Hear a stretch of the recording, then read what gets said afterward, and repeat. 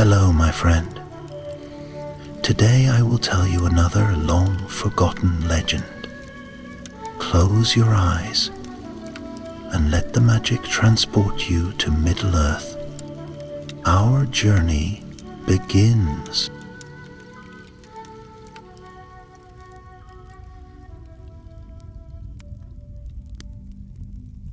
In the elder days of Middle-earth, before the great dragon Smaug took the lonely mountain, and before songs of Thorin Oakenshield were ever sung, there lived 3 proud dwarven clans, the Longbeards, the Firebeards, and the Broadbeams.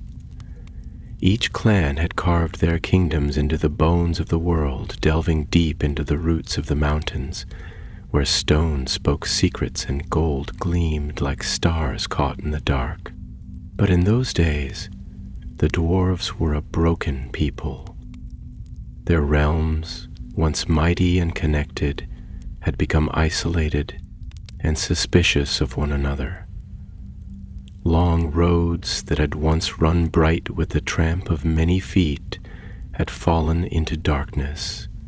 Gates had closed, bridges had crumbled, and kin had become little more than legend to each other.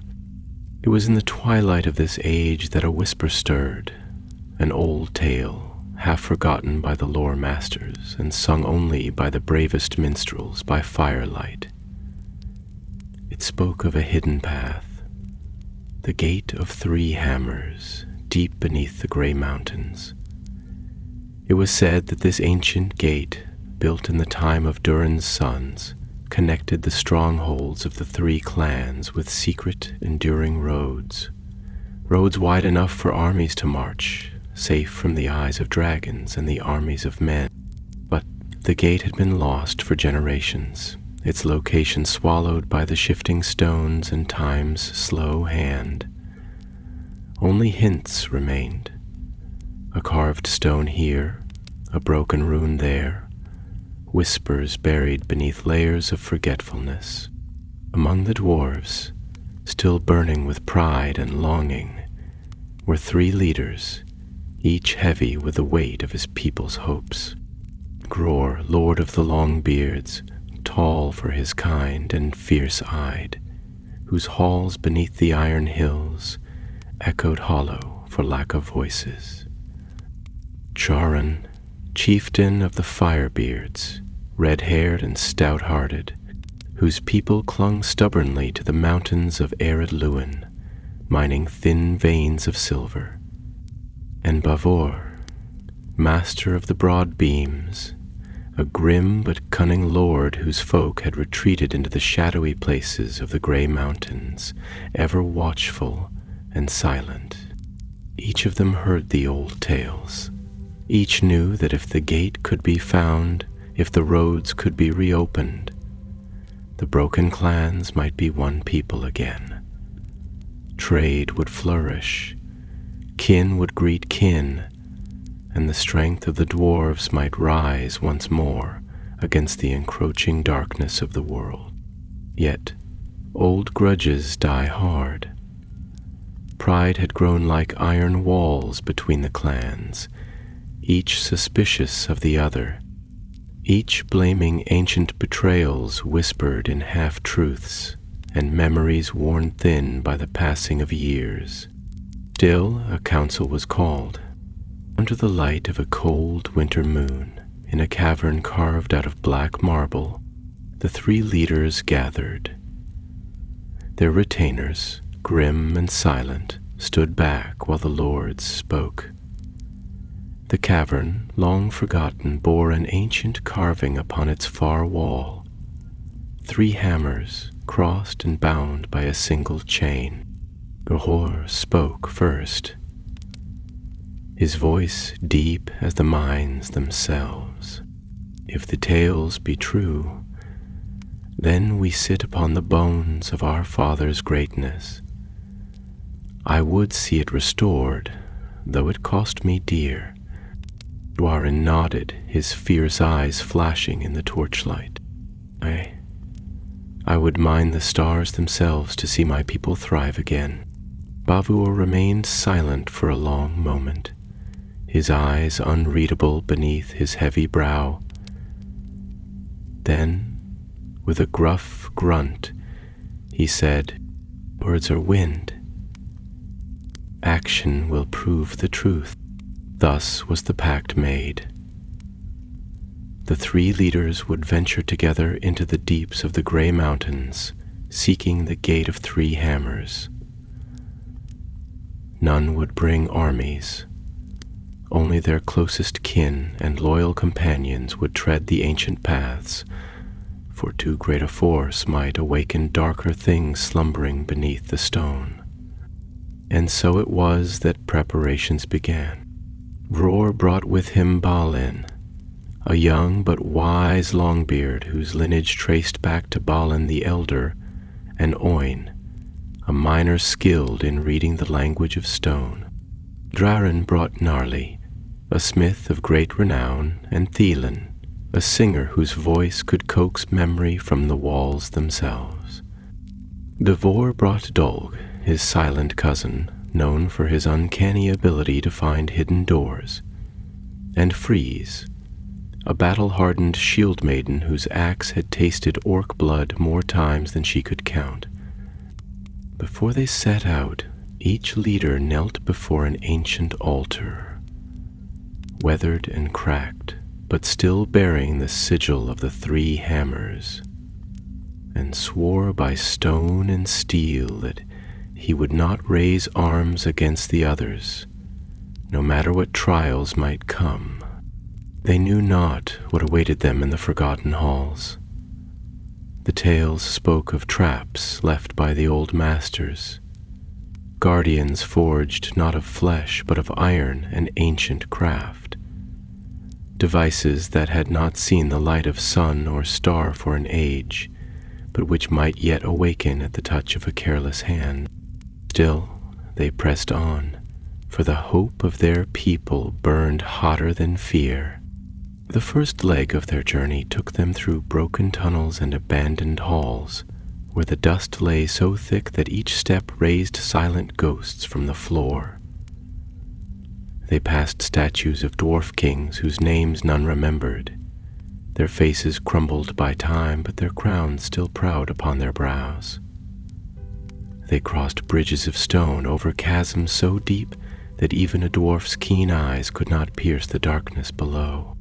For days they marched, torches flickering like will-o'-the-wisps in the endless black, and all the while the feeling grew they were being watched.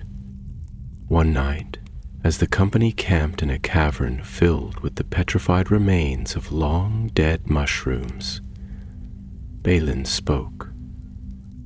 "Have you not noticed it?" he whispered. "The tunnels are changing." "What mean you?" asked Roar, his hand resting on the haft of his axe. "The paths behind us." Balin glanced over his shoulder. "They are not the same. I marked them. The stones are moving." A shiver passed through the camp. Even the bravest among them tightened their cloaks around their shoulders and spoke in lower tones, for in the deep places of the world, stone has a memory, and sometimes it remembers how to hate. Yet there was no turning back. The gate lay ahead, or so they hoped, and with each step, the weight of their purpose pressed heavier upon them. Ahead loomed the first of many trials, a doorway, vast and sealed, without handle or hinge, bearing the ancient runes of all three clans. It was here that their true test would begin. The doorway rose before them, a black monolith wrought of iron and stone, so seamlessly joined that no crack could be seen by eye or finger. It stood silent and immovable, its face adorned with ancient runes etched deep and strong, though time had worn them dim. Twisting vines of forgotten craftwork wove between the symbols, and above all, 3 mighty hammers were carved, each differing slightly in form, yet entwined by a single circle that bound them together. No keyhole marred the surface, no latch or lever gave hint to its opening. It was a wall of certainty, built against the world itself. The company halted at the threshold, and for a time none spoke. The air grew heavy in their lungs, and the torches sputtered with a sudden unease, as though the very breath of the place resisted their coming. Gror stepped forward, his heavy boots striking the stone with a sound that echoed long and low into the unseen hollows beyond. He placed his hand upon the cold surface and frowned, tracing the runes with a reverent finger.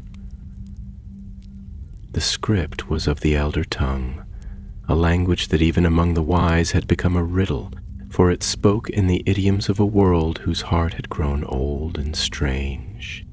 Thorin drew near, his sharp eyes reading alongside Gror's careful touch, while Beivor stood somewhat apart, his brow furrowed deep in thought, his hand never straying far from the hilt of his axe. The others of their company remained back, their murmured counsels falling into uneasy silence, for all could feel the presence that lingered unseen in that place, a memory of hands long dead, of purposes older than the wars of men. At last Gror spoke, and his voice was low but clear.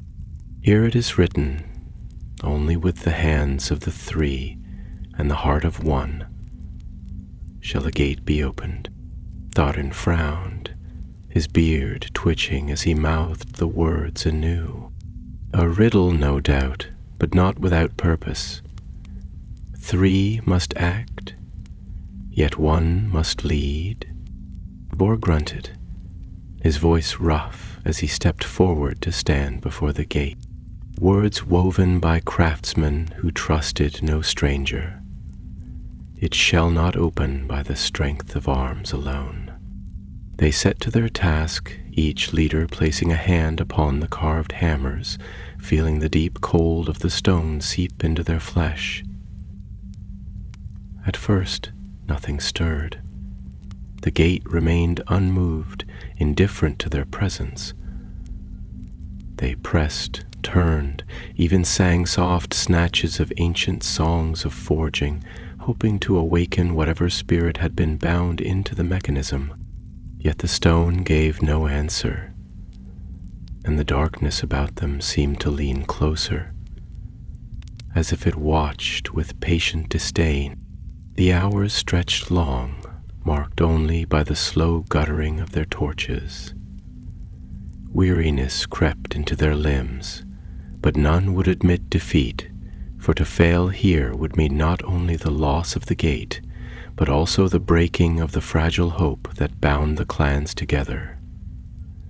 Pride and duty waged war within them. It was Balin who, sitting silently near the edge of the torchlight, first saw the pattern hidden among the carvings. Rising, he approached with careful steps, bowing his head respectfully before speaking. "Lords, hear me," he said, and though young, his voice carried the weight of old wisdom. The hammers are not merely symbols. They are the keys themselves. Look, each is fashioned in the likeness of a clan's mark, the Longbeards, the Firebeards, and the Broadbeams. But they must not be touched alone, nor at random. Gror turned his keen eyes to the carvings anew, and he saw now what had been hidden before, subtle marks around each hammer, traces of wear that suggested emotion, a dance of hands and strength combined. "We must strike them together," Gror said, his voice steady with newfound certainty. Each lord his own hammer, and at once, as one. There was a moment's silence, heavy with import, and then the three leaders took their places before the gate.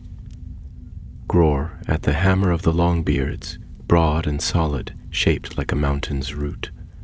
Draren at the Firebeard's mark, flame-tongued and sharp. Bavor at the broad beam's emblem, heavy and square as a fortress wall. They raised their fists in unison, their companions holding their breath behind them, and with a single nod from Gror, they struck. A sound rang out, clear and pure, like the peal of a silver bell heard across a vast chasm. The stone shuddered beneath their feet, and the carvings began to glow with a faint light, as if the very memory of the ancient smiths had stirred within the rock. Slowly, ponderously, the great gate began to divide, splitting along lines so fine they might have been woven by spider silk. A deep sigh, as of long-held breath, swept through the cavern as the ancient seals broke and the way beyond was revealed. A narrow stair, steep and winding, led downward into shadow deeper than any torch could pierce. Faint gusts of stale air whispered from the depths, carrying with them scents of rust and dust, of old battles fought and long forgotten. The company hesitated upon the threshold, for though the gate had opened, the path beyond was fraught with unseen perils. No dwarf among them doubted that the builders of the gate had laid further trials within, guardians that cared not for the blood of kin nor the passage of time. Still, Gror stepped forward without fear, planting his heavy boot upon the first stair. He turned back to his companions, his face set with grim determination. Our fathers trusted to craft and cunning to shield their works from enemies and fools alike, he said. We are neither. Let us prove ourselves worthy of their trust. One by one the others followed, their torches casting long, flickering shadows against the walls of the passage. The doorway closed behind them with a sound like a mountain settling into its bed, and the outer world was lost to sight. Thus they descended into the ancient deeps, where few had walked since the world was young, and where peril and promise lay tangled like roots in the dark earth. Their journey had truly begun, and each step would test not only their strength of arm, but the strength of their hearts as well. For the Gate of Three Hammers was not merely a passage, it was a forge, and they were the iron yet to be tempered. The stair wound downward in tight spirals, so narrow that they were forced to march single file, the stone walls pressing close on either side, and the ceiling often so low that the taller among them must stoop their heads. Their torches cast long shadows that danced and fled before them, and the air grew colder with every step, heavy with the scent of old earth and iron. No sound met their ears save the scuff of boots upon stone and the faint drip of unseen waters far below. Hours passed, or perhaps days. It was impossible to reckon the time in that eternal darkness. And still the stair went on, sometimes breaking into brief landings where the stone bore the marks of ancient hands, faded carvings of hammers and anvils, sigils of forgotten houses, and once a relief showing 3 crowned dwarf lords standing side by side, their hammers raised in solemn oath. The sight stirred a fire in their hearts, and for a little while the weariness fell from their limbs, and they marched with renewed strength, their hearts beating in time to the silent song of their people's glory.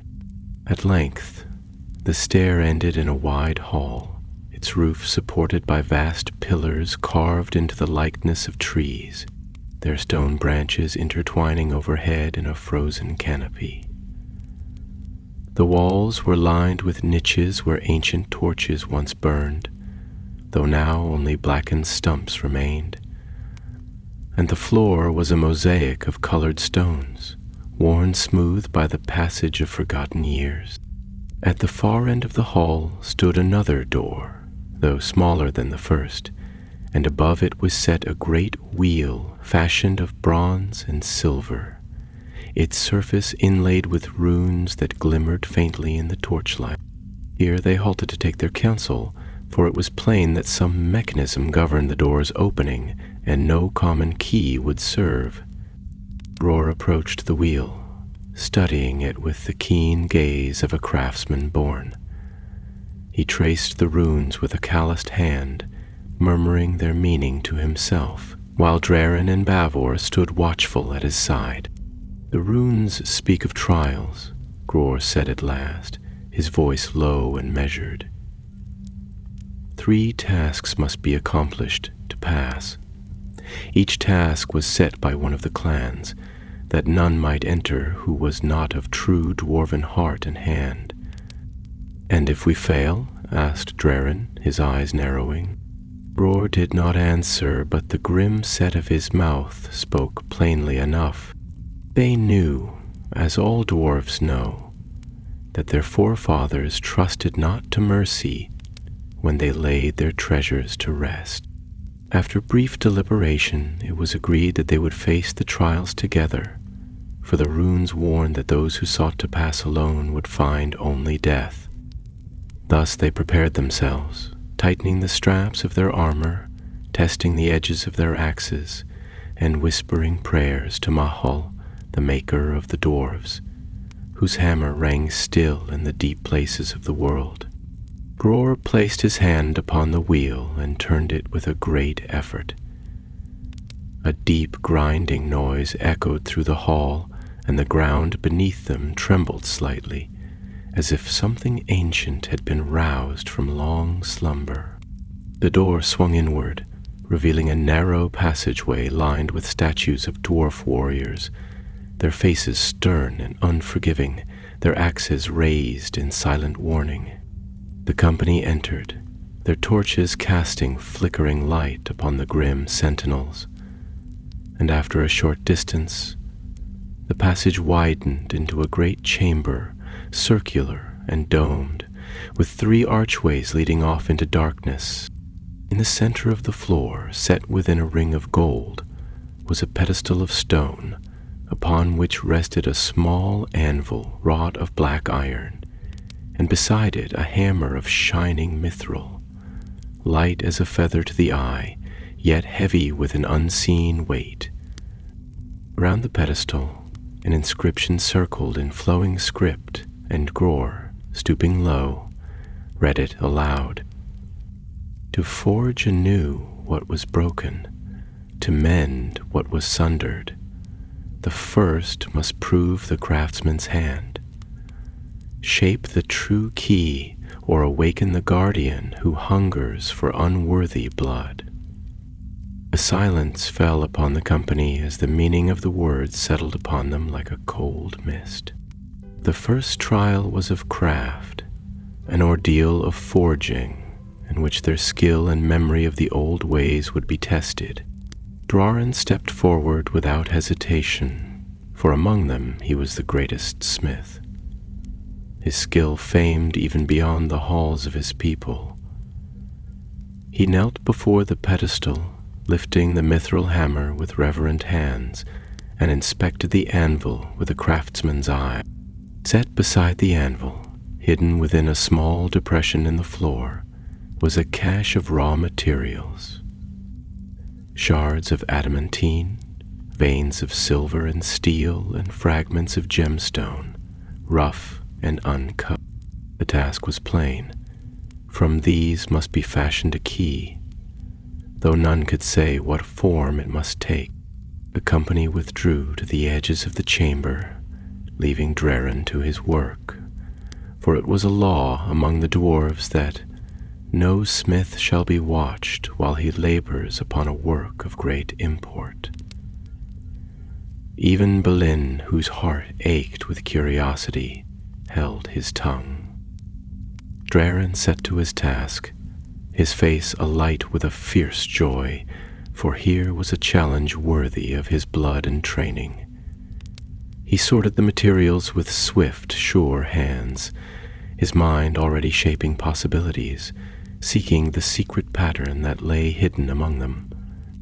The mithril hammer struck the black anvil with a ringing sound, clear and bright, and all who heard it felt their hearts lift, as though a light unseen stirred within the stone. Long he labored, and the air grew thick with the scent of hot metal and the sweat of honest toil. Sparks flew like fireflies dancing in the gloom, and the echoes of the hammer blows wove a strange music that seemed to stir the very bones of the earth. At times, Durin paused, staring into the flame of his small forge with eyes that saw beyond sight, seeking the memory of ancient shapes and the wisdom of hands long stilled. Then he would hammer anew, his blows sure and measured, each one a note in a song older than the mountains themselves. At last, after what seemed both a lifetime and the blink of an eye, Durin lifted the finished work into the torchlight. It was a key, but unlike any they had ever seen. Wrought of mingled metals, its teeth intricate and cunning, its shank inlaid with the runes of the 3 clans, and its bow shaped like a crown encircling a hammer. Durin placed the key upon the anvil with a sigh and stepped back, weary but proud.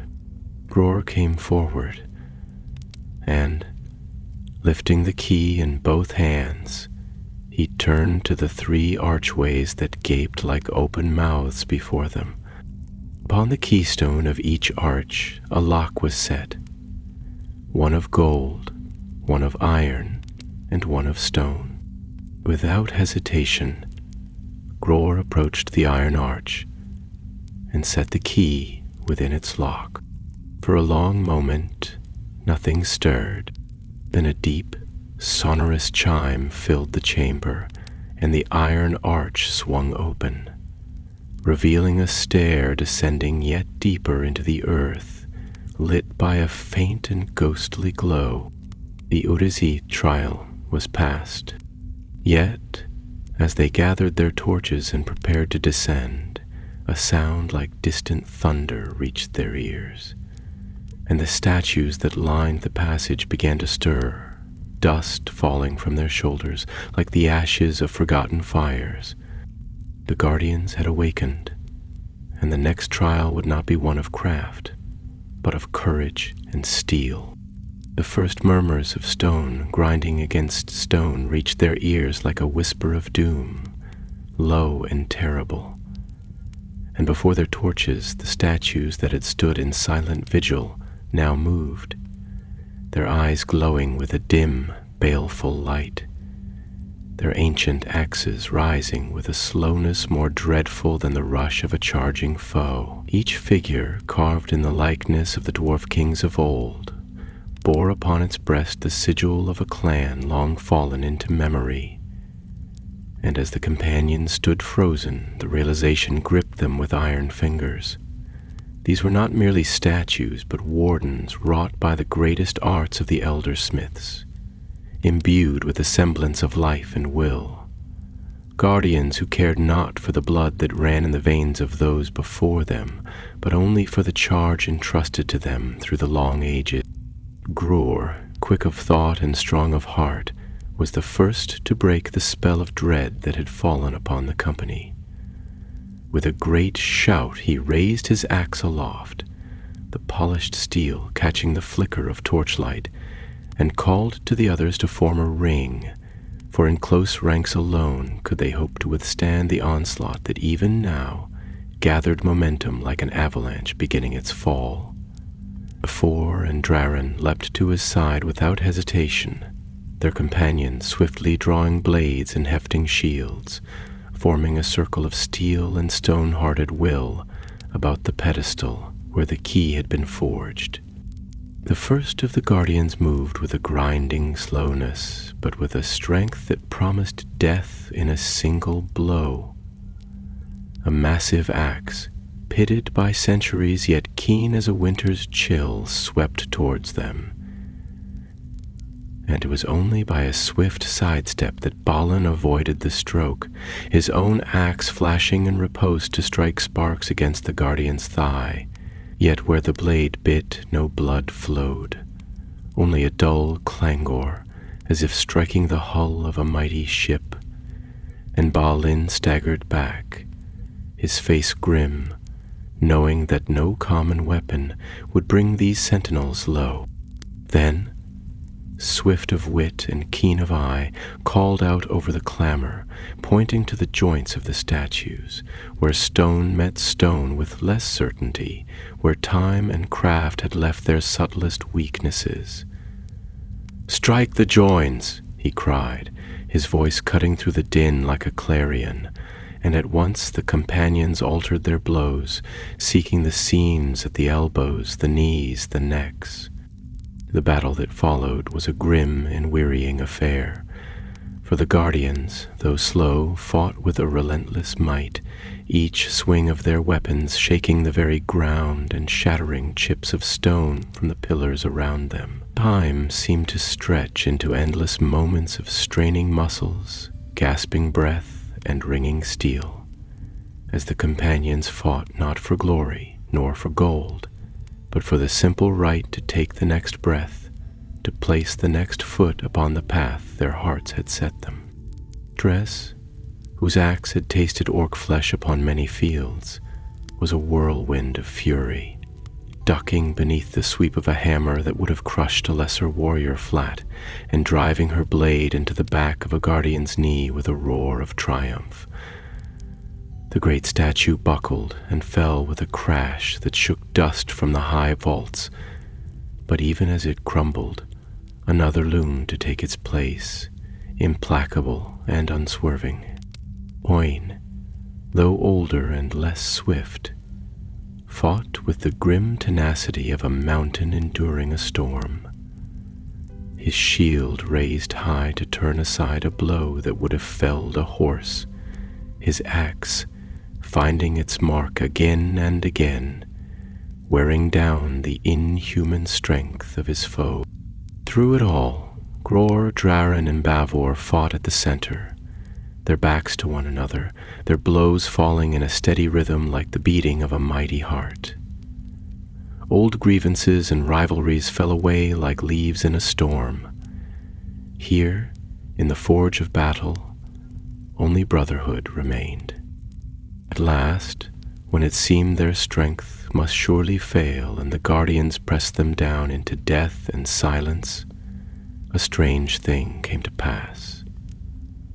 From the darkness beyond the archway of iron, a wind rose, not a wind of the world above, fresh with the scent of grass and open skies, but a wind of the deeps, dry and cold, and heavy with the dust of ages. It swept through the chamber, snuffing out half their torches in a heartbeat, and with it came a voice, not heard with the ears, but felt in the marrow of their bones, a voice like the crack of stone splitting, like the deep, slow music of the earth itself.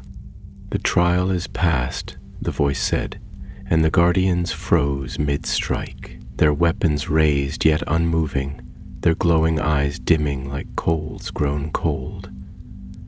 Slowly, one by one, the statues sank back into stillness, the light fading from their forms, and at last they stood as they had before, mere stone once more, their charge fulfilled.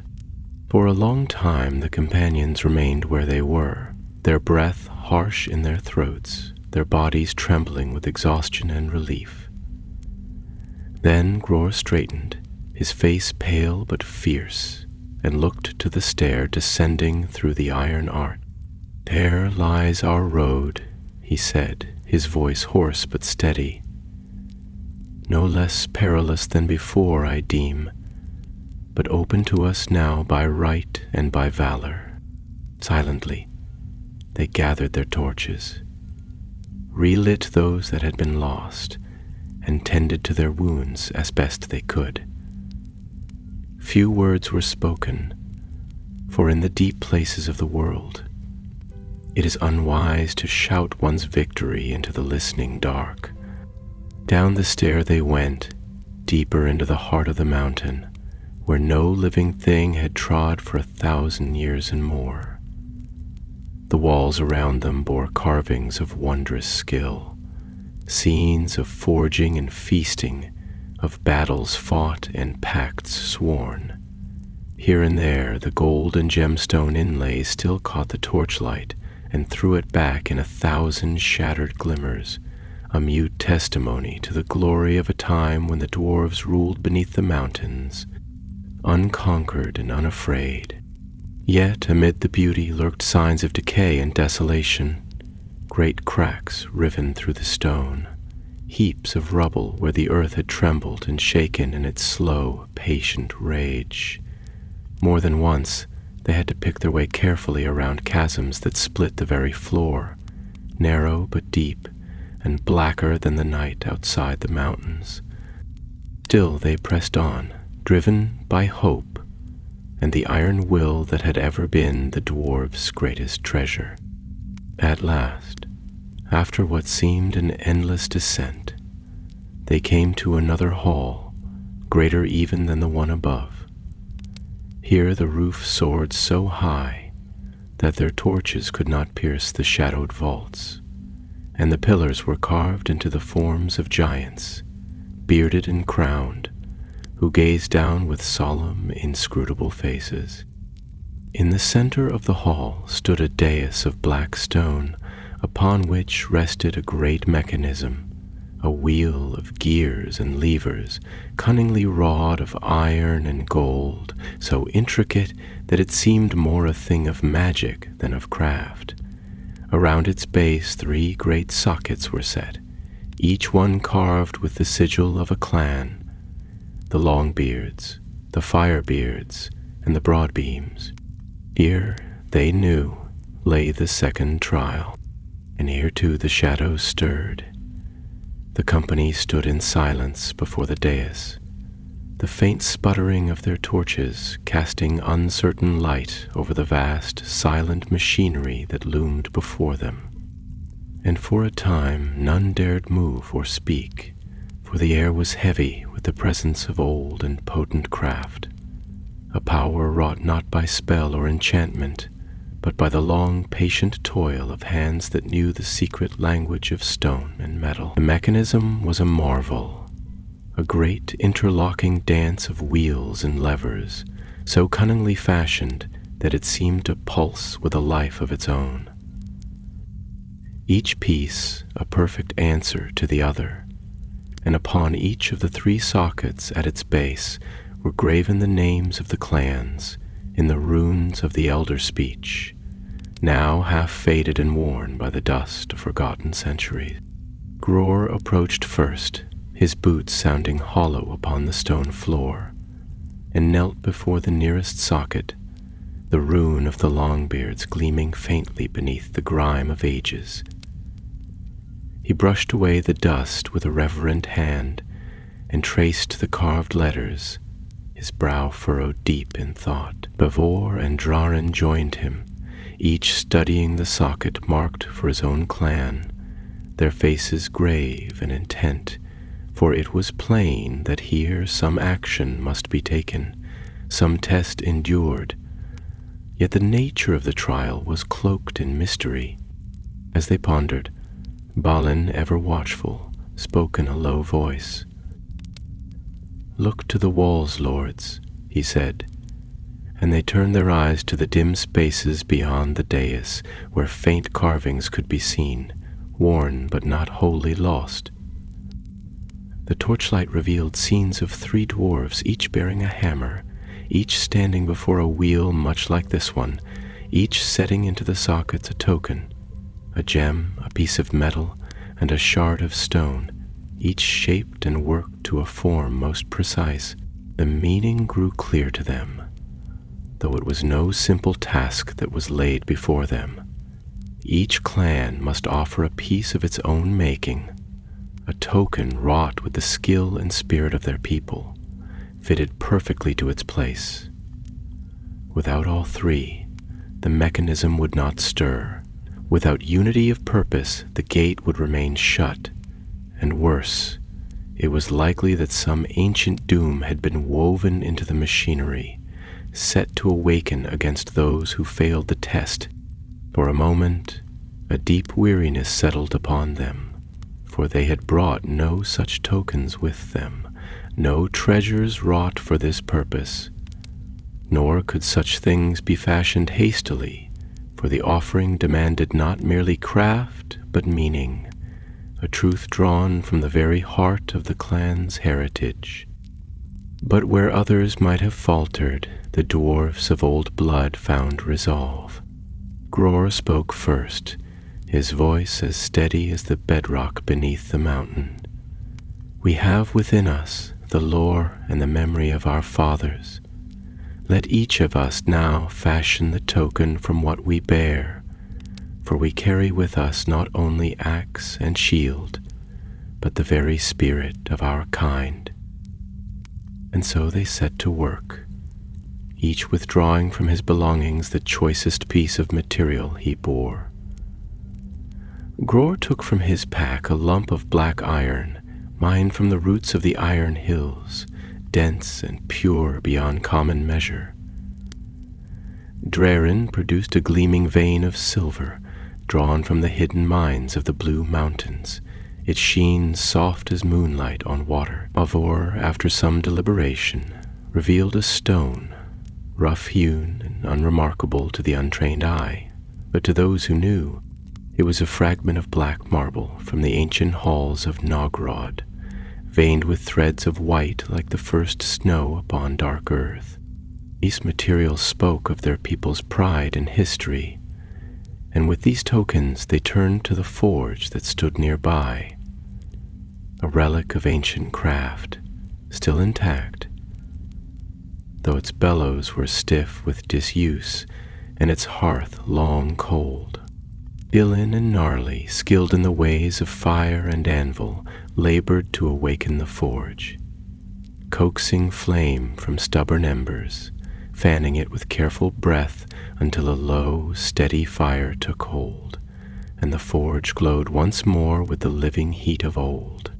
Gror, first among them, placed his iron upon the anvil and, with patient blows of his hammer, shaped it into a disk engraved with the mountain sigil of the Longbeards, a symbol of endurance and steadfastness, polished until it shone with a dark, somber gleam.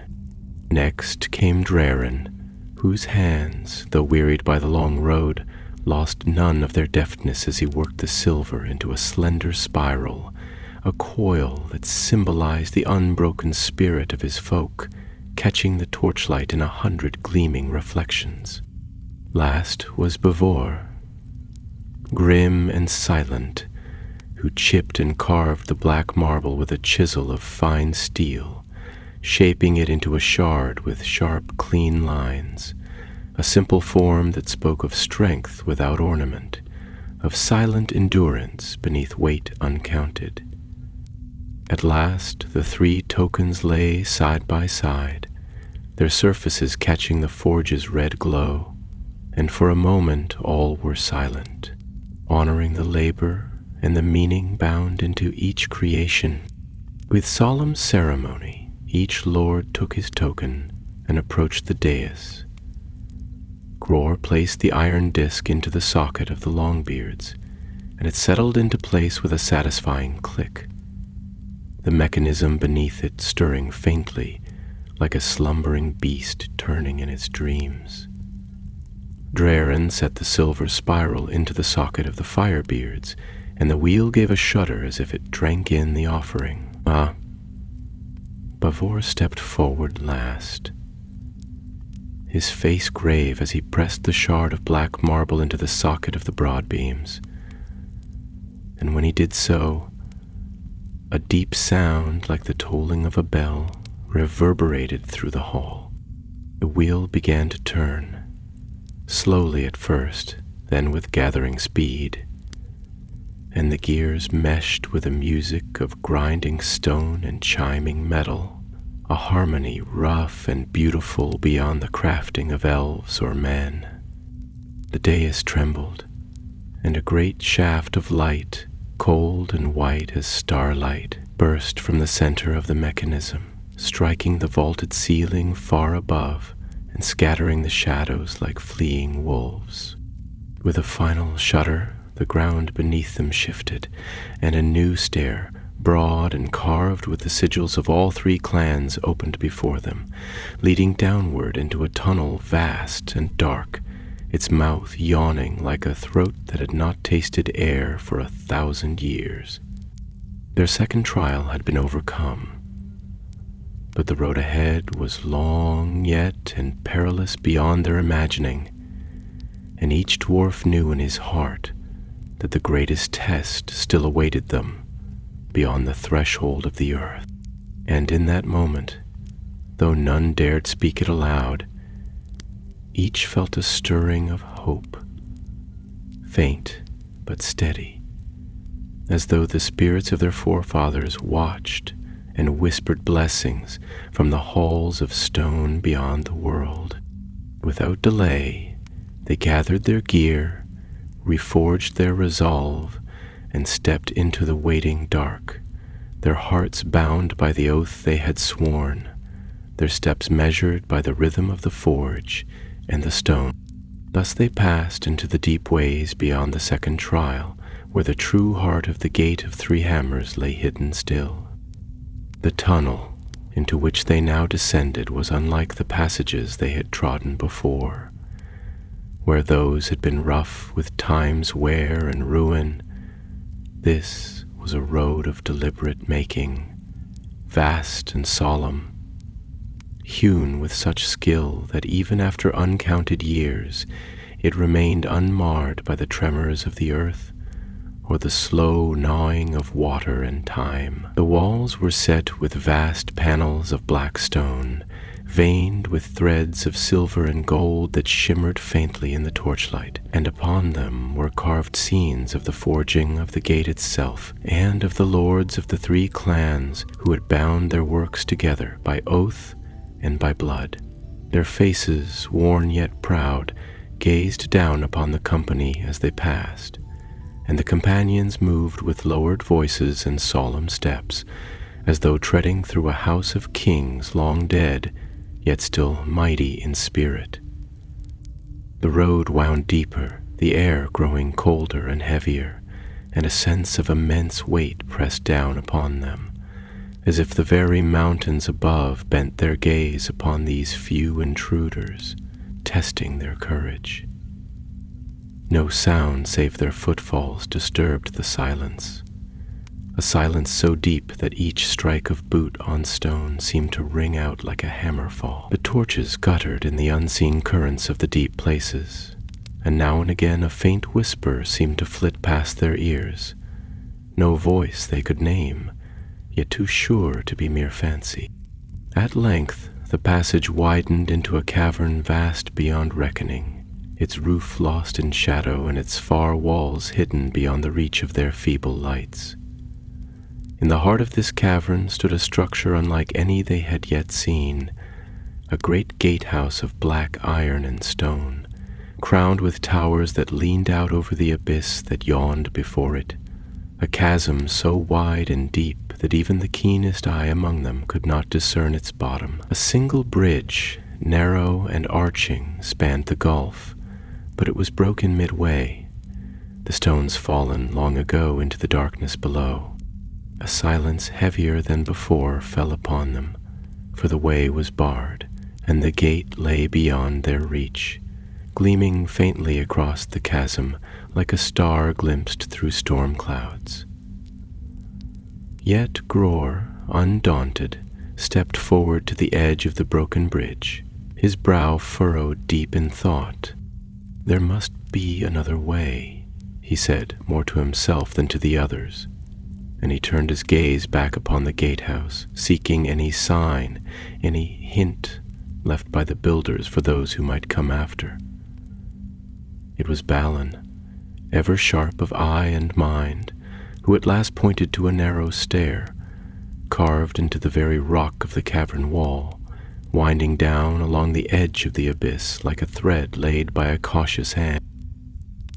"There," he said, and all eyes turned to see the perilous path he had marked. It was narrow indeed, scarcely wide enough for a dwarf to pass without brushing the wall, and in many places it crumbled away into nothingness, leaving only the black void beyond. Drorin stepped to Gror's side and laid a hand upon his shoulder. "It is a path for the desperate," he said, his voice low, "but I see no other before us." "And desperate we are," Babor added grimly, tightening the strap of his shield across his back. "If we turn back now, all that we have endured shall be for naught." So it was that, after a brief council, they set out upon the narrow stair, each stepping with the utmost care. Their hands pressed against the rough wall, their torches held high to light the way.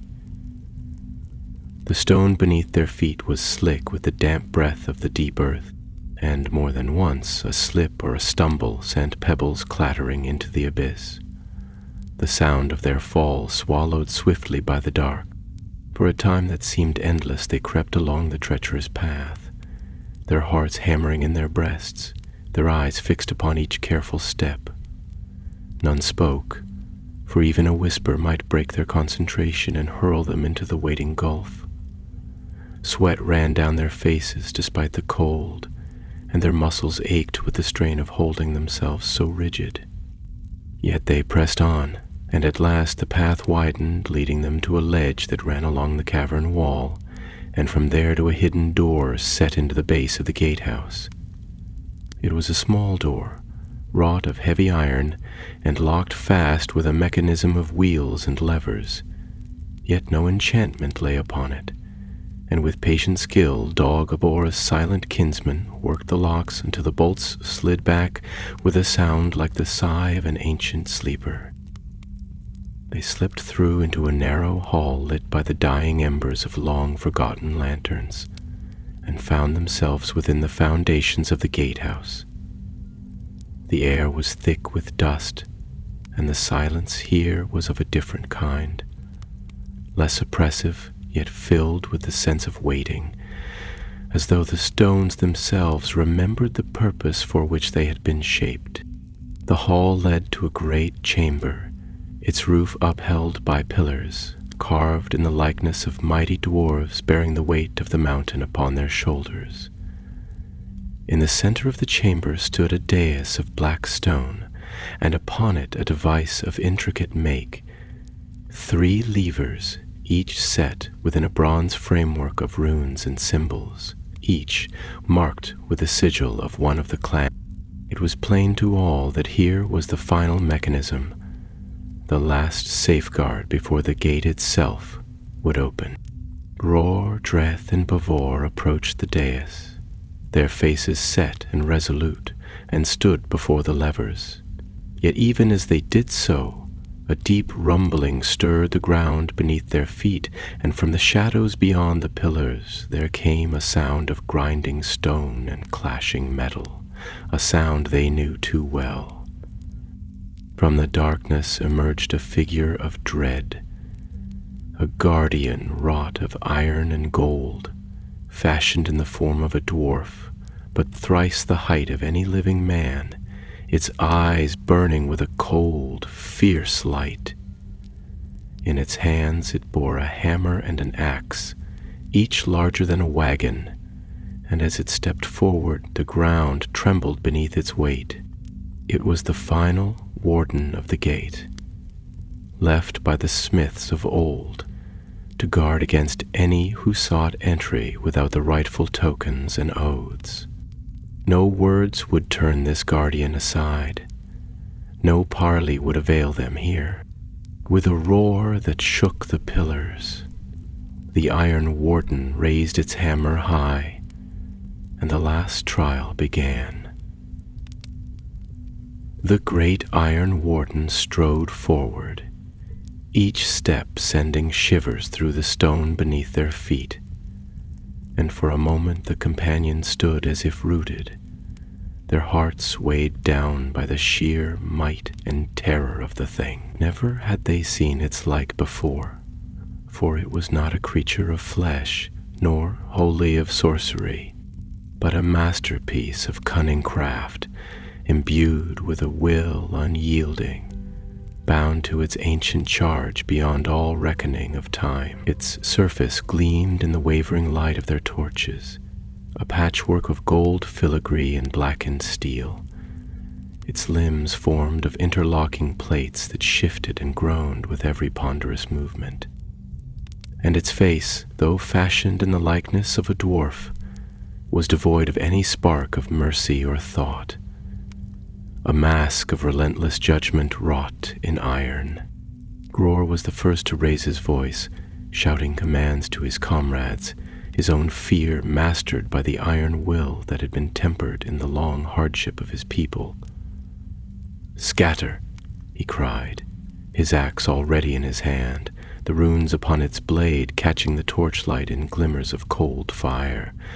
"Do not meet its blows head on, strike at its joints, bring it low." At his words the dwarves sprang into action, each moving with the swiftness born of desperation and discipline, spreading out across the chamber to draw the guardian's attention and divide its fury. Friz, fleet-footed and fearless, darted to the left, her shield high to ward against any stray blow, while Balin and Dolg circled to the right, their axes gleaming in their hands. Bavor and Draren remained near the levers, ready to act should a moment's respite be won, while Gror himself led the attack, a bulwark of strength and determination. The warden's hammer came down with a force that would have shattered a house of stone, but Gror leapt aside with the agility of a younger warrior, the massive head crashing into the floor where he had stood, sending a shower of sparks and chips of stone flying through the air. Seizing the opening, Balin and Dog rushed forward, striking at the joints of the guardian's legs, their axes biting deep, yet finding themselves rebounded by the stubborn, tempered iron, which yielded only grudgingly even to the finest blades. The battle raged in the gloom, the clangor of steel against iron filling the chamber with a deafening din, and the ground trembled with the guardian's wrath. Again and again it struck, sweeping its hammer and axe with deadly precision, forcing the companions to scatter and regroup, each breath a hard-won victory against the relentless force of their foe. Friz, finding a vantage near one of the pillars, called out to Balin, pointing to a place where the plating along the warden's side gaped slightly with each swing of its hammer. "There!" she cried. "Strike when it swings." Balin, understanding her meaning, nodded sharply and waited, crouched low behind his shield. As the guardian swung once more at Gror, missing by a hair's breadth, Balin rushed in with a mighty roar, driving his axe into the exposed seam with all the strength he could muster. The blade sank deep, and a gout of sparks flew forth, accompanied by a groaning sound from within the warden's frame, as if some ancient mechanism had been wounded. Yet the victory was partial at best, for the guardian turned upon Balin with a speed belying its massive form, and only Free's timely shield block diverted a crushing blow that might have ended the young warrior's life. Together they fell back, battered but alive, while Gror seized the opportunity to rally the others. Bavel, grim and silent, struck next, his own heavy hammer smashing into the same wounded joint with a blow that reverberated through the chamber.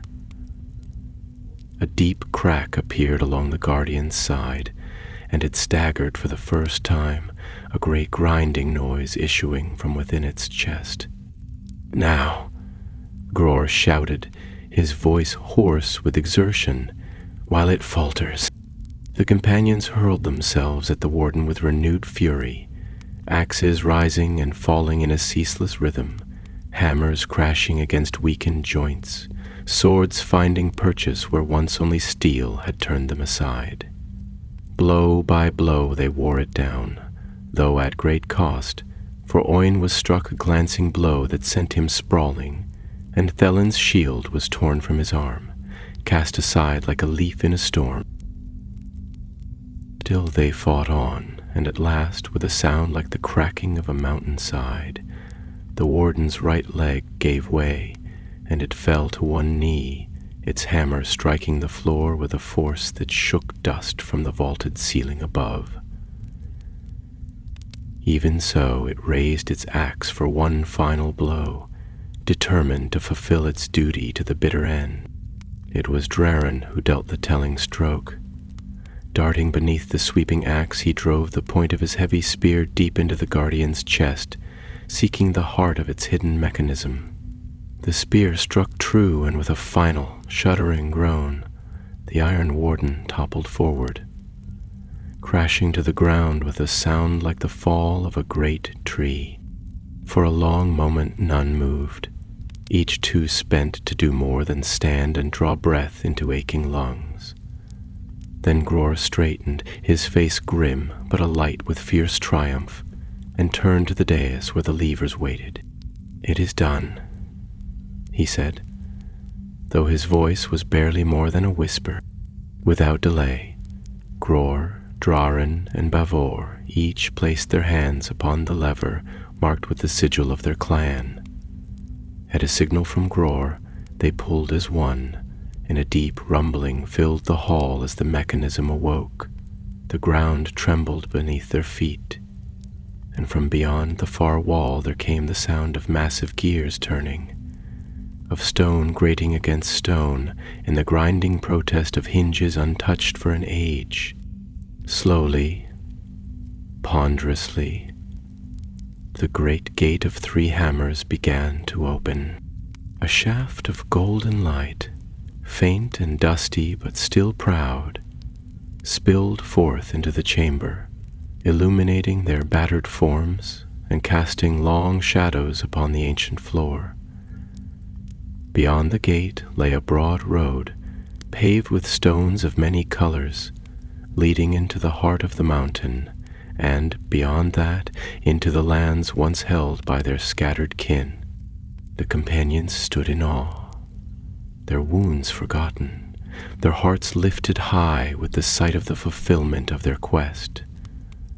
Long had the way been shut, but now it lay open once more, a bridge between the broken houses of the dwarves, a road for kin to find kin, for scattered clans to be made whole.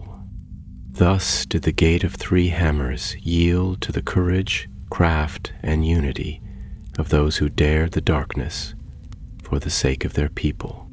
But their journey was not yet ended, for though the road lay open, the work of reuniting their kindred would demand more than swords and strength. It would require wisdom, patience, and a hope that no darkness could snuff. Yet as they stood together in the golden light of the opened gate, the first hammer stroke of renewal sounded in their hearts, and they knew that whatever trials lay ahead, they would face them together.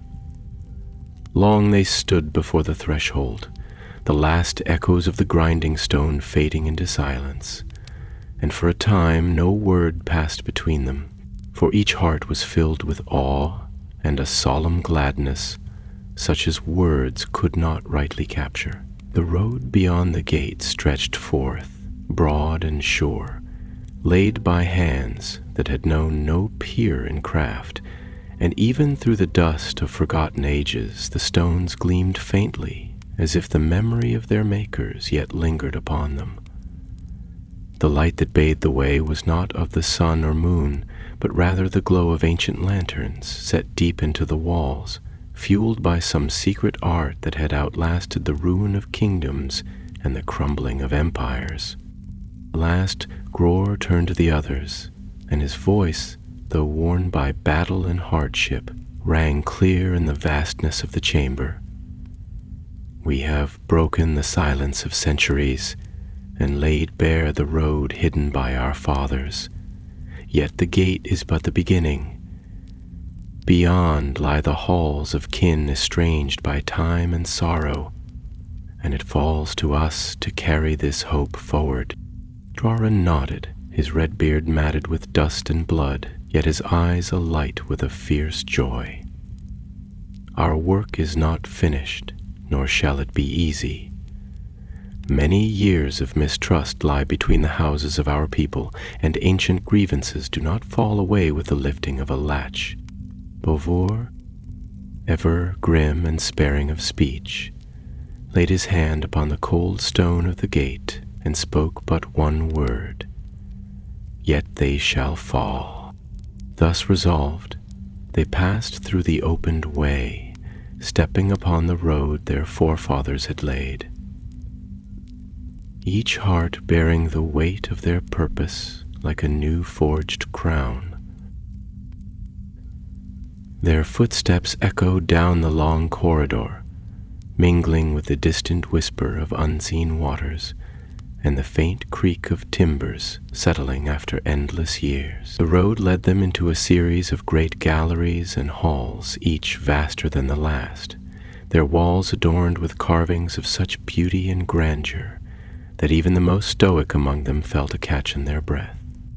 Here were scenes of the forging of the first hammers, the symbols of each clan wrought by the ancient smiths in the days before the coming of dragons and the wars of men.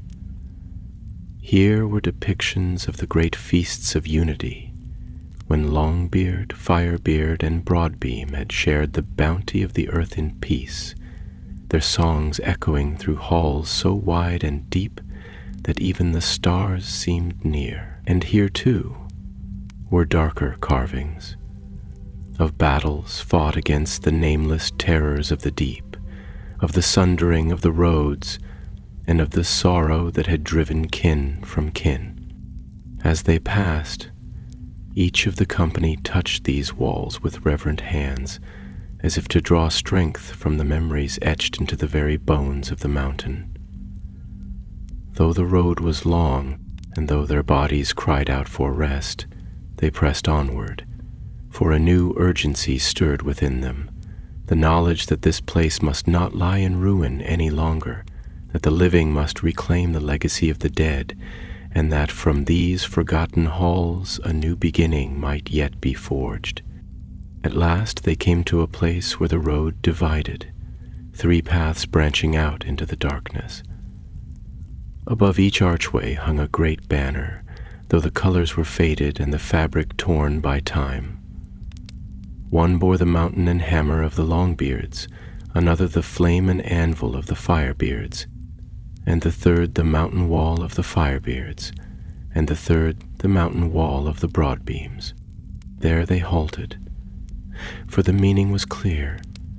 From this place each path led to the ancient strongholds of the 3 clans, and each company would have to go forth to call their own folk back to the road. Gros, standing tall and proud despite the blood that stained his cloak, turned to his companions, his voice steady and grave. "Here our ways must part, if only for a little while. Each of us must walk the road laid for his house, to bring the tidings of the gate reborn, and to summon those willing to set aside old wrongs for the sake of a new unity." Drawring grasped his forearm in the ancient manner of warriors. "We shall meet again beneath the 3 hammers, and there forge anew the bonds that time and sorrow have broken." Beauvoir, ever spare of words, nodded once, a gesture that in him spoke more deeply than a king's speech. Thus they made ready to part, each taking with him a company of the loyal and the brave, each bearing the memory of the gate's opening as both pledge and command. Supplies were divided, weapons checked, and final words exchanged, brief and solemn, for in the hearts of all was the knowledge that peril yet lurked in the deep places of the world. and that not all who went forth might return. Gror led his company down the left-hand road, the banner of the Longbeards fluttering above him like a ghostly standard. His heart was full, for he knew that in the Iron Hills his kin waited, proud and stubborn, yet longing in their secret hearts for a sign that the glory of their fathers might be restored. Draren took the center path, his voice raised in a song of old as he marched beneath the flame-marked banner. For the Firebeards of Ered Luin had long been known for their love of craft and kinship, and he would call them back to the forging of a greater brotherhood. Bavor, silent and grim, took the right-hand load, his face a mask of determination as he passed beneath the wall banner of the broad beams. His people had dwelt long in isolation, their strongholds hidden in the deepest folds of the Grey Mountains. But he carried with him the weight of history, and the hope that even the hardest hearts might yet be moved. Thus they parted, and the halls of the Gate of Three Hammers rang once more with the tread of dwarven feet, not in flight or strife, but in purpose, as it had been in the elder days. The ancient lanterns seemed to burn a little brighter as they passed, as if the very stones rejoiced at their coming. And though each step they took was a step into uncertainty and danger, each heart bore within it the flame of a hope that neither darkness nor distance could quench. For the gate was opened, and the hammers of unity, long silent, were poised to strike once more.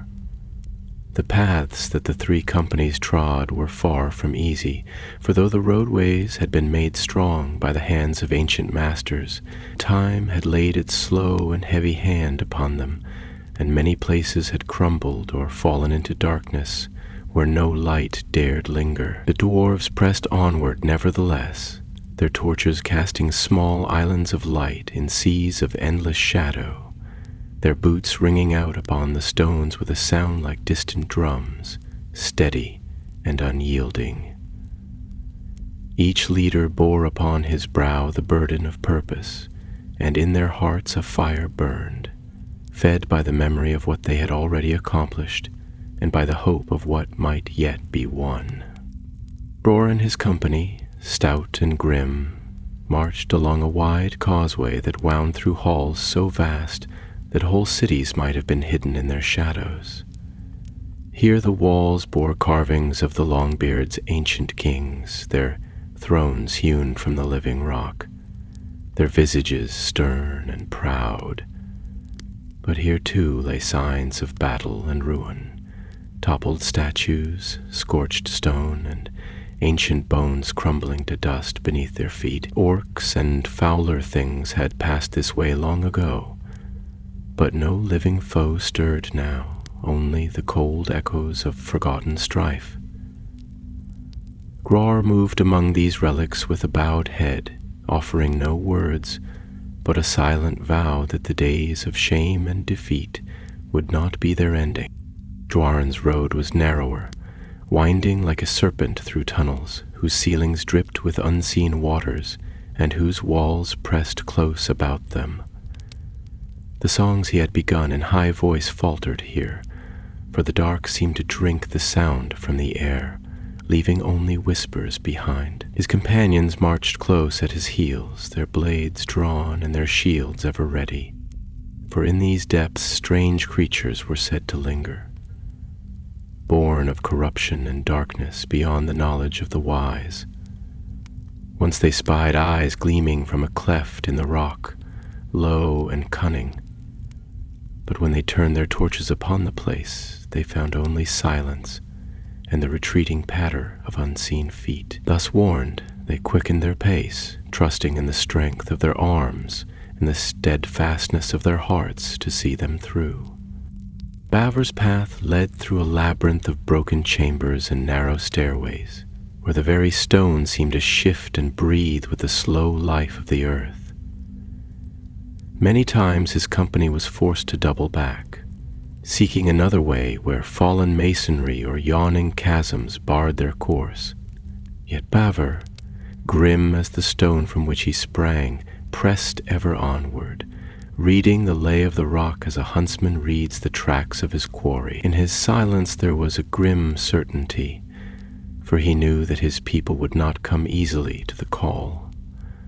Long had the broad beams withdrawn into their hidden halls, and suspicion was wound into their hearts like veins of iron in the mountain's bones.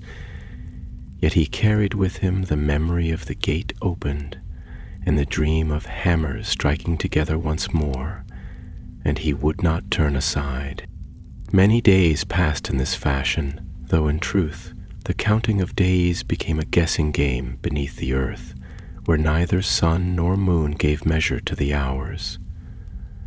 Fatigue and hunger gnawed at them, but the dwarfs endured as they ever had, their bodies and wills hardened by ages of toil and hardship. The thought of failure never touched them, for dwarves are slow to despair, and once their hearts are set upon a course, not even the mightiest river nor the steepest mountain can turn them from it. At length each company drew near to its destination. Vur vai Velha beheld the gleam of torches ahead, and the sound of pickaxes and the murmur of voices reached his ears through the gloom. He had found the outposts of the Longbeards, a scattered and wary folk, dwelling among the crags of the Iron Hills, their numbers few and their spirits worn thin by long years of isolation and threat. When he stepped into their midst, bearing the marks of battle and bearing in his hand the token of the 3 hammers, a hush fell over the assembly, and all eyes turned toward him. He spoke then, not with proud boast nor flowery speech, but with the deep, rumbling voice of one who has seen both the greatness and the grief of his people.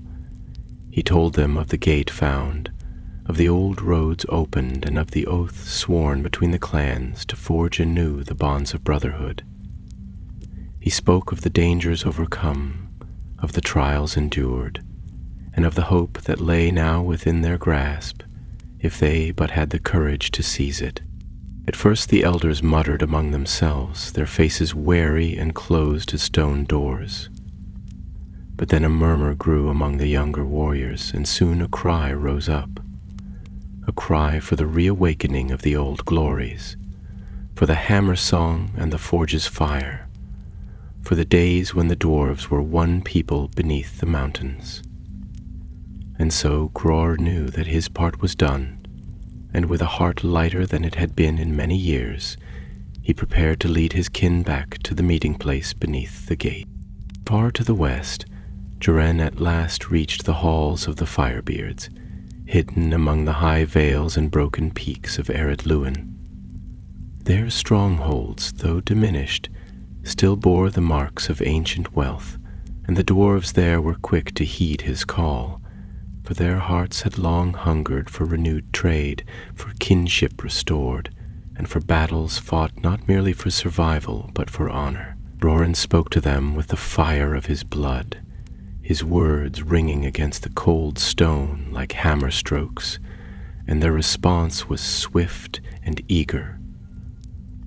Smiths laid down their tools, miners left their veins, warriors tightened the straps of their armor and set their faces eastward. Yet of Bavor's road little can be told, for the broad beams were a secretive folk, and their ways deep and silent. What words passed between him and his kin were not recorded in song or story, but this much is known, that when he returned to the meeting place, his company was greater than it had been when he set out, and among them were some of the hardiest and most redoubtable warriors of all the houses of the dwarves. Thus it came to pass that beneath the vaults of the Gate of 3 Hammers, the scattered folk of Durin's sons gathered once more, not as strangers or rivals, but as brothers. There in the great hall before the gate, where once the last breath of unity had been sealed away behind stone and silence, now rose again the sound of many voices, of laughter and speech, of hammer upon anvil, and of the ancient songs of forging and homecoming. But their work was not yet finished, and the final forging of unity would demand a hammer blow mightier than any yet struck. Beneath the high and ancient arches of the Gate of Three Hammers, the dwarves gathered, their banners unfurled at last after long years of hiding and silence, and the cavern was filled with a sound not heard in those halls since the elder days, the steady hum and murmur of many voices, of kin calling to kin, of plans spoken and oaths whispered, the deep, rough music of a people stirring from their long slumber. The torches burned brightly now in every sconce, casting warm gold upon the polished walls and sending glimmers along the veins of silver and gem that adorn the stone. And the great floor of the hall, when strewn with dust and ruin, was swept clean beneath the tramp of many feet. Upon a raised dais at the center of the hall, before the ancient wheel and its carved sockets, the three leaders stood, Gror, Draen, and Bavor, clad in mail and cloak, bearing upon their brows the signs of their houses, and before them, assembled in orderly ranks, stood the hosts of the Longbeards, the Firebeards, and the Broadbeams, each company proud and steadfast, their faces grim yet shining with the light of hope rekindled. A hush fell as Gror stepped forward, and his voice, deep and sonorous, rose up into the vaulted spaces above, carrying to every ear, filling the vastness with a solemn might. Long have we wandered apart, my brothers. Long have we delved each his own hall, fought each his own war, and mourned each his own losses in bitter solitude. But the darkness grows again in the world beyond, and even here, deep under mountain and stone, its shadow reaches. He paused, and his hand rested lightly upon the haft of his axe, not in threat, but in remembrance of the labors they had endured to come thus far. We are few compared to the days of old. Our enemies are many. But the strength of stone is not in numbers, nor the might of steel in the size of the blade. It is in the forging, in the binding together, under hammer and fire, that the greatest things are made. Let us then be bound once more, not by fear nor by necessity alone, but by choice, by blood, and by honor. At these words a murmur rose among the gathered dwarves, low and deep, like the stirring of the earth before the spring. Then Draen, bright-eyed and flame-hearted, stepped forward in his turn, his voice sharp and ringing as a smith's hammer upon the anvil. The fires of our forges have burned low, but they are not quenched. The songs of our halls have grown faint, but they are not forgotten. Let us strike the hammer upon the anvil once more. Let us forge a bond that shall endure longer than stone, brighter than gold, stronger than the iron bones of the mountain. At his cry many raised their axes high, and the torches flared brighter, as if the stones themselves hungered for the coming oath. Last came Bavor, slow of speech, but when he spoke, it was as the voice of the deep earth itself, weighty and inexorable. We are dwarves, we remember, we endure, but the stone that stands alone is worn by wind and broken by water. The mountain endures because every rock, every root, every hidden vein of iron and gold is bound together. So shall we be, bound as the mountains are bound. He raised his great hammer then, and with a shout struck the dais before him. A single deep note rang out, pure and clear, reverberating through the cavern, filling every heart with a tremor of ancient pride. At once the herald stepped forward, bearing between them three great standards, each bearing the sign of its house, but woven together at the top by a single braided cord of silver and iron. They planted these standards into the sockets of the ancient wheel, and as they did so, the runes upon the stone flared to life, lines of blue and gold fire racing outward from the center to the walls and beyond, as though the very bones of the mountain rejoiced. Then, one by one, each dwarf present came forward, laying his hand upon the standard of his house, and speaking the words of the ancient oath, passed down from the days before the first shadows fell upon the world, stone to stone, fire to fire, hammer to hammer. As we are forged, so shall we stand, until the mountains fall into the sea. The sound of those words, spoken by many voices together, rose and swelled, a wave of power that seemed to shake the very ground beneath their feet. And when the last had spoken, a great cheer went up, a roar of triumph and unity, and it seemed to those who heard it that the darkness recoiled for a time, beaten back by the simple might of hope and fellowship renewed. Bror, Grarin, and Bavor clasped hands upon the dais, and the 3 hammers engraved upon the floor beneath them glowed with a golden light, as though the spirits of their forefathers looked on and smiled. That night there was feasting and song in the halls of the Gate of 3 Hammers, and the sound of laughter echoed from pillar to pillar. The forges were kindled once more, and the anvils sang beneath the blows of many smiths, crafting anew the tools and arms that would be needed for the trials to come. For all knew that their unity must be proved not only by song and oath, but by deed, for the world beyond the mountains was still dark and perilous. Yet, for the first time in many lives of men, the dwarves of the Longbeards, Firebeards, and Broadbeams stood as one people, their hearts beating with a single purpose. And so the Gate of 3 Hammers, lost to memory and buried by time, became once more the beating heart of a people awakening from long sorrow, and from its halls a new song would rise, a song of stone and fire, of blood and brotherhood, that even the dark might tremble to hear. In the days that followed the forging of their renewed bond, the dwarves of the 3 clans set to their labors with a vigor that had not been seen since the elder years, when the mountains rang with the music of countless hammers, and the deep places of the world blazed with the light of many forges. Under the vaulted halls of the Gate of 3 Hammers, plans were drawn and councils held, for though the joy of reunion was great, the leaders knew well that their labor was only begun, and that without swift action even the brightest hope might wither in the encroaching dark. Bror, ever mindful of the practical needs of his people, set his kin to the clearing and repair of the ancient roads that branched out from the gate-like veins from a great heart.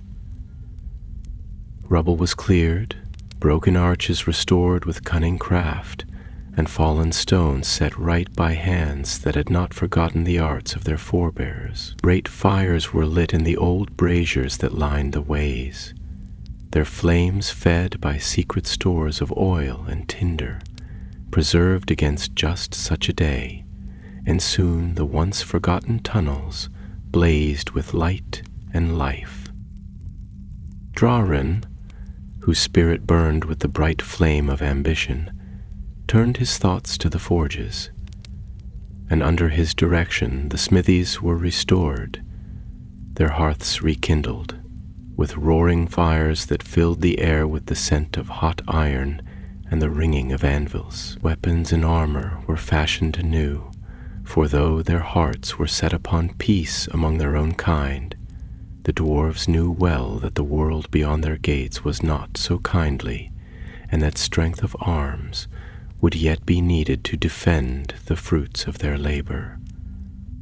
Bavor, slow to speech but deep in thought, took upon himself the task of gathering knowledge from the scattered lore masters and scribes who had come with each company. He ordered the ancient records to be brought forth, the dust shaken from their scrolls and tablets, and the songs and histories of their people to be read aloud once more. Thus the wisdom of the elder days was reclaimed, and the memory of who they had been, and who they might yet be, was set firmly once more within their heart. Yet even as they labored, the leaders knew that their unity would be tested not only by the weight of their own traditions and pride, but by threats from beyond. Though they had heard no news from the lands of men and elves, nor had any shadow crossed their paths in the deep, the darkness that stirred in the east was not idle, and even in the hidden places of Middle-earth, the hand of shadow reached forth to sow ruin. It was on the 23rd day after the opening of the gate that a runner came, breathless and pale, his mail rent and his helm battered, bearing tidings from the scouts who had been sent forth to watch the ways beyond the mountains. He was brought at once before the three lords, where they sat in council beneath the gleaming standards of their houses. He knelt, struggling to catch his breath, and when he spoke, his words fell upon the gathering like a weight of iron. "My lords," he said, his voice raw with exhaustion and fear, "from the north they come, creatures of darkness and shadow, foul things that crawl from holes of the deep earth, gathering in numbers beyond reckoning. Their banners are black, their arms twisted and cruel, and their purpose is plain. They march for the gate." A silence fell, heavy and grim. Long had the dwarves prepared against such a day, but to hear the tidings spoken aloud, to know that the enemy was no longer a distant fear but a present doom, sent a shiver even through the hearts of the boldest. Roar rose first, his hand closing about the haft of his axe, and his voice rang with a clear and terrible resolve. "Then let them come. They shall find the halls of our fathers no easy prize. Here stone shall answer stone, and hammer shall meet claw, and the songs of the dwarves shall not end in silence." Drawrin stood beside him, a fierce light in his eyes.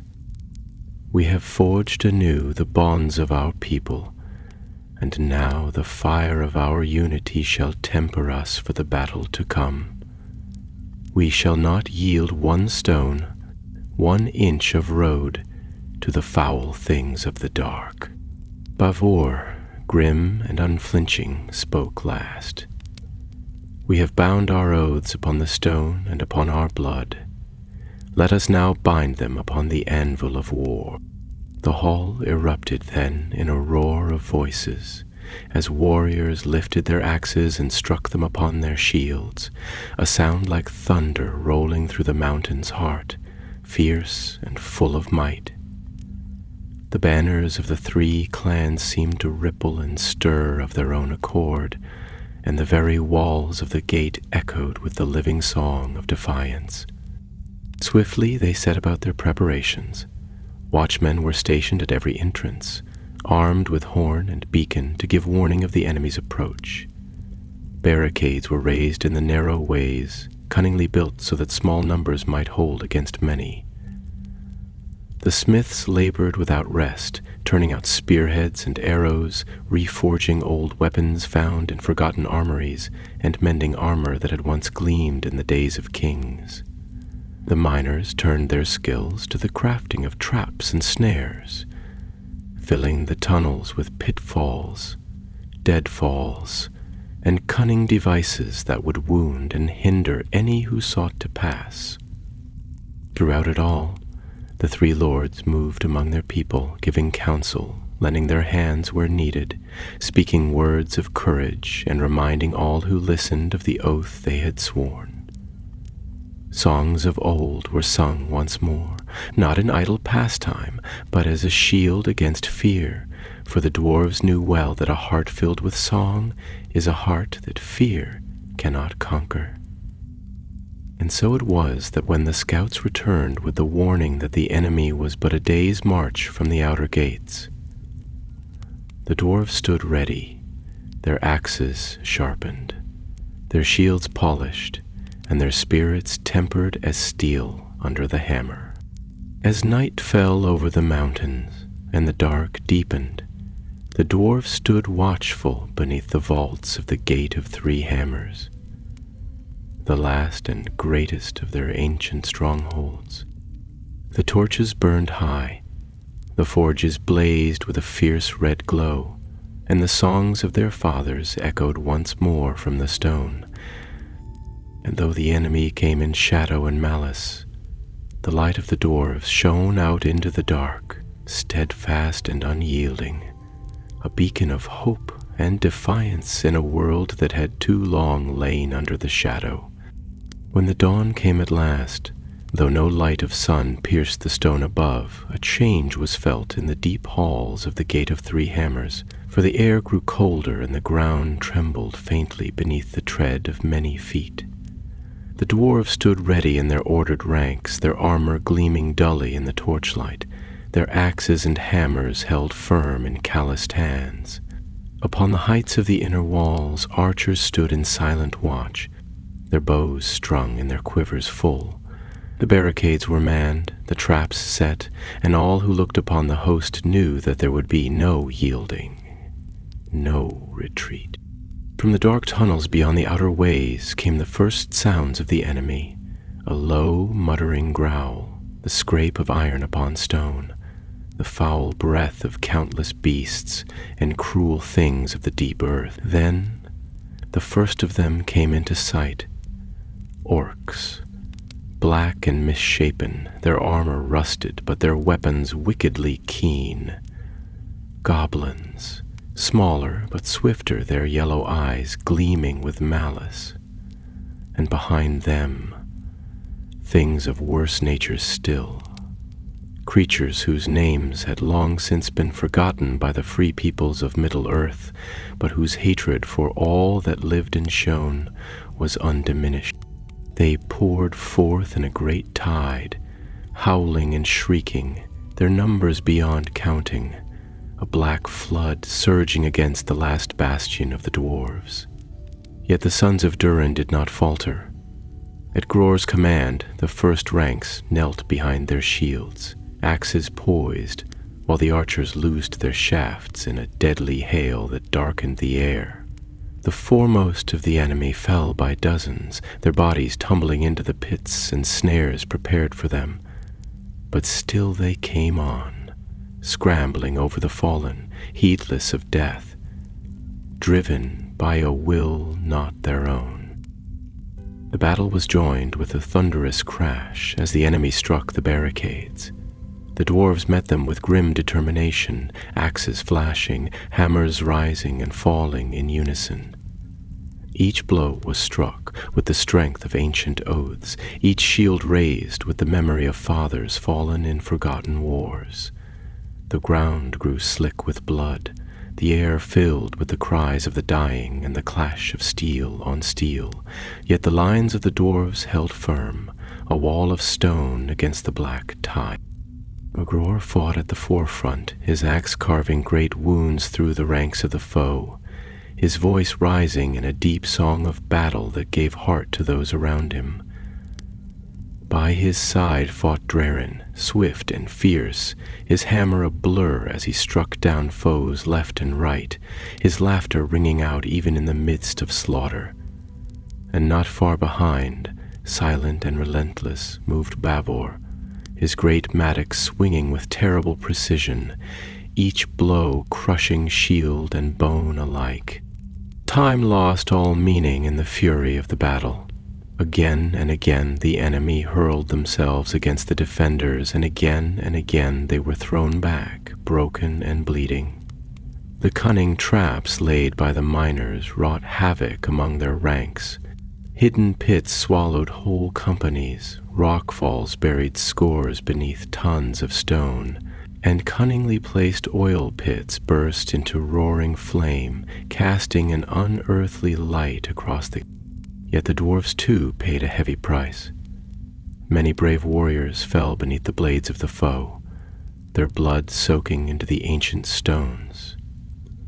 Thalen the singer was struck down while rallying the left flank, his voice silenced mid-song.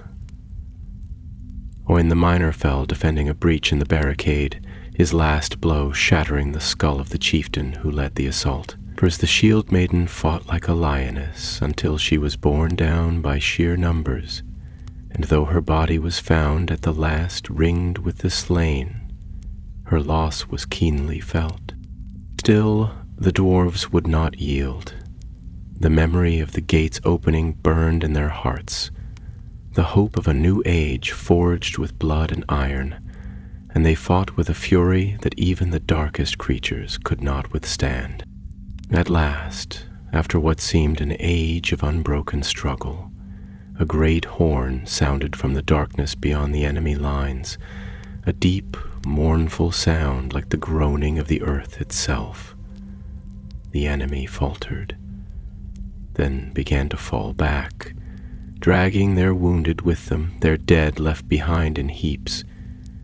The dwarves did not pursue, for they knew that prudence was the better part of victory, and they held their ground, breathing heavily, leaning on their weapons, their faces grim but triumphant.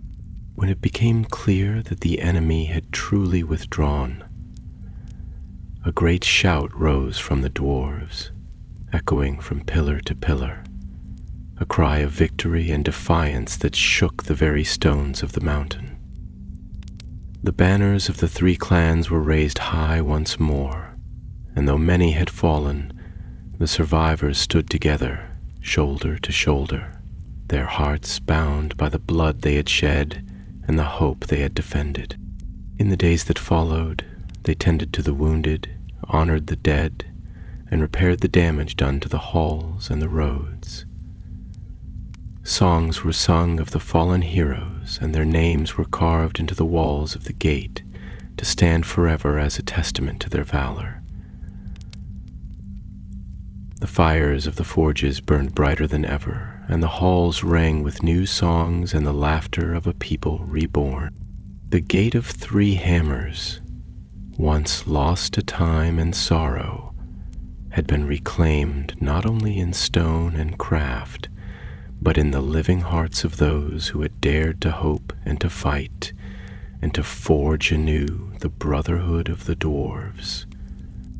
And though the world beyond the mountains remained dark and uncertain, within the halls of the gate the fires of unity and courage burned ever brighter, a beacon to all who would seek the strength to stand against the gathering night.